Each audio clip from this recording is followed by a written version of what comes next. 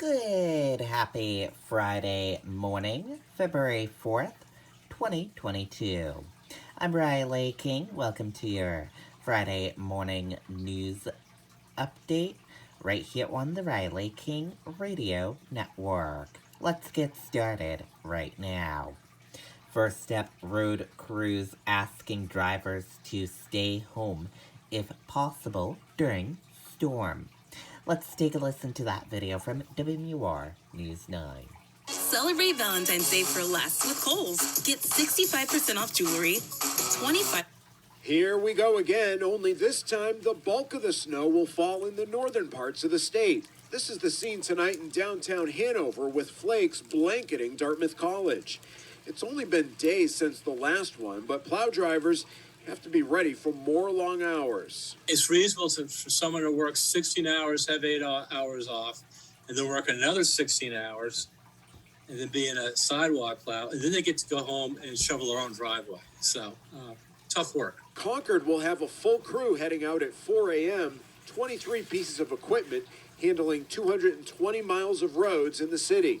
I kind of draw a parallel to a athletic team getting ready for a big game. They know it's their time to shine, so to speak. They understand that the community is relying upon their work. Statewide, the Department of Transportation has a plan that will look different depending on the area.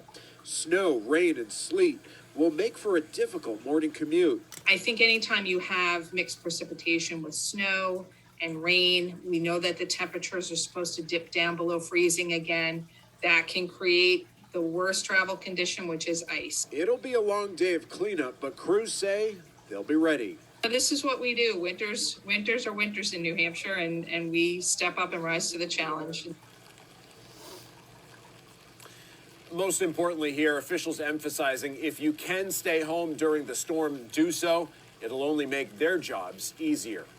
Reporting live in New London tonight, Mike Cronin, WMUR News 9. Okay, and there you go on that video and that report. Office of Child Advocate says review can be triggered for several reasons. Let's take a listen to that video from WMUR News 9. Harmony Montgomery is not unusual. An internal DCYF investigation, like the one that is currently happening in the case of Harmony Montgomery, is not unusual, according to Moira O'Neill, head of the Office of the Child Advocate.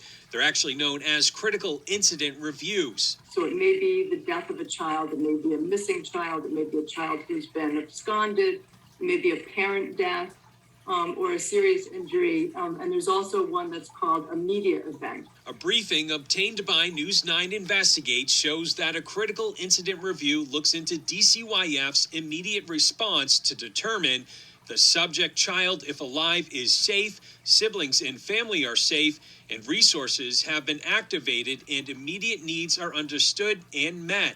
O'Neill says she understands whenever there is a high-profile case such as Harmony's, there's a public need for information. Obviously, we're all going to have an emotional response to a beautiful small child who's missing for 2 years. It's incomprehensible. But she adds strict federal and state laws prevent the release of specific details to not only protect the child, but also the integrity of the police investigation. When it's time and the police investigation is completed, if we find information that we think that the public would be in their interest to know, we'll certainly share that information. And tonight, no new updates from Manchester Police on the search for little Harmony, but they tell us her case remains their top priority. Reporting live in Manchester, I'm Tim Callery, WMUR News 9. Okay, and there you go on that video and that report.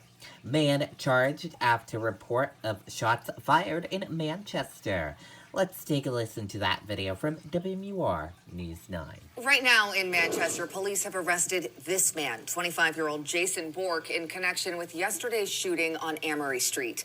No injuries were reported and no damage was found. He's charged with reckless conduct and falsifying evidence for allegedly disposing of the gun and a jacket. Okay, and there you go on that video and that report. Keene Fire Chief says backlog of code violations is being resolved. Let's take a listen to that video from WMUR News 9. We have to think of the future now. Now, that backlog was discovered as the department switched over to a new computer software. Well, Monica, back in January, the Firefighters Union in Keene sounded the alarm on a major backlog of fire code violations in the city. Now, that backlog was discovered as the department switched over to a new computer software. Just a few weeks ago, there were more than 1,000 open violations in the city. Most of those were not serious. There were things like exit signs not being illuminated and fire extinguishers not being inspected yearly. Now, Fire Chief Mark Howard tells us his crew is in the process of going to each location and manually checking each of those violations. He says his crews have already resolved nearly half and says many of those violations were things that were already fixed but were never recorded. There's like 2 or 3 different issues that I have identified so far. One of them is either we just physically didn't get back to that location. That's a problem within our process. We need to fix that. Second is we may have got there, but didn't make the data entry for whatever reason. We need to fix that. And Chief Howard says he has a team of 2 to 4 inspectors working to relieve that backlog every day. He expects them to resolve the backlog in roughly 1 month and says the department's new technologies will make it easier to log data. Live in the newsroom, Scott Cook, WMUR News 9. Okay, and there you go on that video and that report. New Hampshire House Committee unanimously rejected bill to audit the 2020 election results. Let's take a listen to that video from WMUR News 9. State lawmakers are taking quick action on a bill to conduct a statewide audit of the 2020 election results. And today, in a unanimous bipartisan vote, the House Election Law Committee sent House Bill 1484 to the House floor with a recommendation of an expedient to legislate. HB 1484 would have the state hire an independent third party to conduct a full statewide forensic audit of ballots cast in the 2020 election with a multi-million-dollar cost covered by private donations. The committee just heard public testimony on this bill yesterday. Several Republican reps voicing their support. Okay, and there you go on that video and that report. Results of at-home tests no longer need to be reported to the state. Let's take a listen to that video from WMUR News 9. How we, what we're seeing with the Omicron surge is the need to shift the balance of how we monitor the pandemic and respond to the pandemic. For almost 2 years, COVID-19 has been described in terms of cases, outbreaks, and clusters. But with the entire state and country now in outbreak status by definition, the state epidemiologist announcing some changes in the need to track specific case data. People who test positive for COVID-19 at home using an at-home test or a self-test don't need to report that to public health. And schools will now move to a weekly aggregate report instead of updating every day.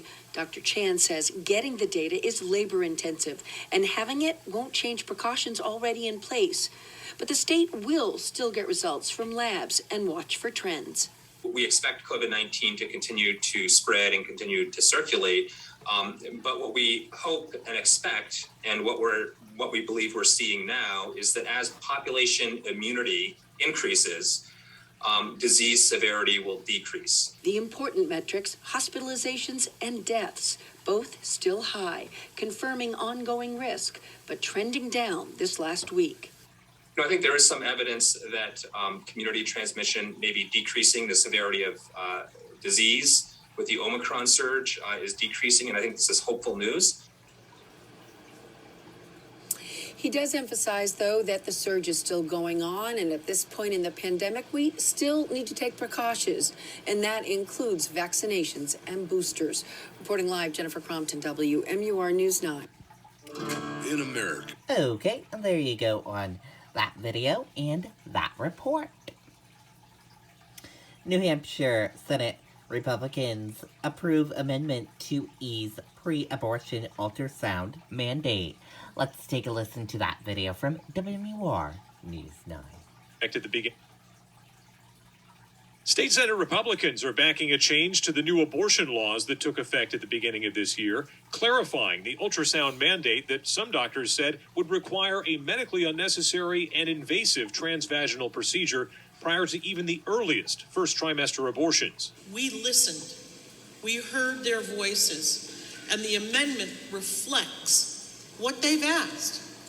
With this amendment, it is now between the physician. The doctor is the one who gets to make the decision about whether or not to do an ultrasound. Democrats say the easing of the mandate is not enough. They still want to repeal the 24-week abortion ban, and they slammed the unwillingness of Republicans to allow exceptions to the ban in cases of rape, incest, health of the mother, or a fatal fetal anomaly. And I guess now what this, if it passes, would say, well, yes, you'll get an ultrasound that shows that indeed your fetus is dead, but you will continue to carry that fetus anyways. I appreciate the woman's position. I also appreciate a viable baby being aborted between months 7, 8, and 9. The state Senate also voted today to sideline a bill that would have codified Roe v. Wade and access to abortion care in state law. Pro-choice senators believe that even with the changes made today, the new abortion restrictions will accelerate the loss of obstetric care in New Hampshire. Why would you want to work in a state that second guesses your medical judgment, a legislature that second guesses your medical judgment and would prosecute you for caring for a woman at this most critical time? In Concord, Adam Sexton, WMUR, News 9. Okay, and there you go on that video and that report. And that does it for this morning news update right here on the Riley King Radio Network. Thank you for tuning in and listening. Have a great day, everyone. Goodbye.